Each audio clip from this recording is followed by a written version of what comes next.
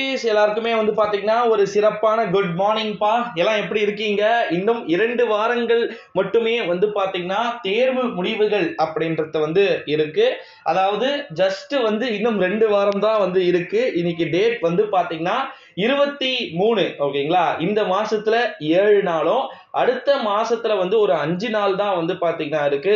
So sorry, 2 வாரம் கூட வந்து கிடையாது, 1.5 வாரம் மட்டுமே வந்து பாத்தீங்கன்னா இன்னும் ரிசல்ட் வந்து உங்களுக்கான ரிசல்ட் வெளியாக போகுது. 12ஆம் வகுப்பு மாணவ செல்வங்களுக்கு எந்த விதமான தேதி மாற்றமும் இல்லாமல் திட்டமிட்டபடியே வந்து பாத்தீங்கன்னா உங்களுக்கான ரிசல்ட் வந்து பாத்தீங்கன்னா காலை, அதாவது மே 6ஆம் தேதி திங்கட்கிழமை அப்படின்னு வந்து நினைக்கிறேன். ஆமா, அன்னைக்கு காலையில வந்து பாத்தீங்கன்னா உங்களுக்கு ரிசல்ட்டை அபிஷியலா நம்முடைய எஜுகேஷன் மினிஸ்டர் அன்பில் மகேஷ் வந்து பாத்தீங்கன்னா வெளியிட போவதாக தகவல்கள் அப்படின்றது வெளியாகி இருக்கிறது.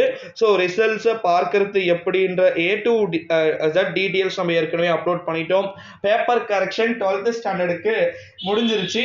27ஆம் தேதியிலிருந்தோ அல்லது 26ஆம் தேதியிலிருந்தோ நீங்க எழுதி இருக்கக்கூடிய எக்ஸாம்ஸ்க்கான மார்க்கை ஃபைனல் பண்ணிட்டு அந்த மார்க்கை வந்து நெட்ல வந்து ஏத்திட்டு அனைத்து விதமான மாணவ செல்வங்களுக்குமே ஓகேங்களா 10, 11, 12ஆம் வகுப்பு மாணவ செல்வங்கள்ல இப்ப 12th ஸ்டாண்டர்டுக்கான பேப்பர் கரெக்ஷன் அப்படின்றது டோட்டலா வந்து பாத்தீங்கன்னா முடிஞ்சிருச்சு. உங்கள் அனைவருக்குமே வந்து பாத்தீங்கன்னா தெரியும் அப்படின்னு வந்து நினைக்கிறேன். 11th வந்து ஸ்டில் நவ் போயிட்டு இருக்கு. அதற்கு பிறகு 10th வந்து பேப்பர் கரெக்ஷன் வந்து முடிஞ்சிருச்சு. கிட்டத்தட்ட வந்து பாத்தீங்கன்னா டே 7, 8ஓட வந்து பாத்தீங்கன்னா உங்களுக்கு 8 நாள்ல வந்து முடிஞ்சிருச்சு. அதனால வந்து உங்களுக்கான ரிசல்ட் அப்படின்றது 10ஆம் வகுப்பு மாணவ செல்வங்களுக்கான ரிசல்ட் வந்து பாத்தீங்கன்னா மே 10ஆம் தேதி வெள்ளிக்கிழமை காலை 9:30 மணிக்கு தேர்வு முடிவுகள் வந்து பாத்தீங்கன்னா வெளியாகிறது. 11ஆம் வகுப்பு மாணவ செல்வங்களுக்கு 14ஆம் தேதி செவ்வாய்க்கிழமை தேர்வு முடிவுகள் என்பது வெளியாகி இருக்கிறது நண்பர்களே. இப்போ குறிப்பா வந்து பாத்தீங்கன்னா 12க்கு ஓகேங்களா A to Z வந்து ரிசல்ட் வந்துருச்சு அப்படின்னா நீங்க அடுத்த கட்டமா வந்து காலேஜ்ல போயிட்டு சேரத்துக்கான வாய்ப்புகள் வந்து இருக்கு.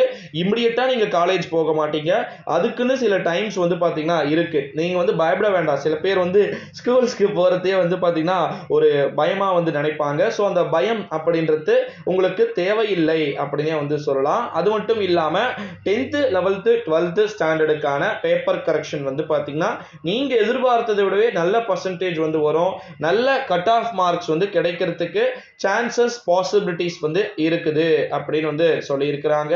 இது முழுக்க 12ஆம் வகுப்பு மாணவர்களுக்கோ 11ஆம் வகுப்பு மாணவர்களுக்கும் தான் கட் ஆஃப் மார்க் வந்து பாத்தீங்கன்னா தேவைப்படுது.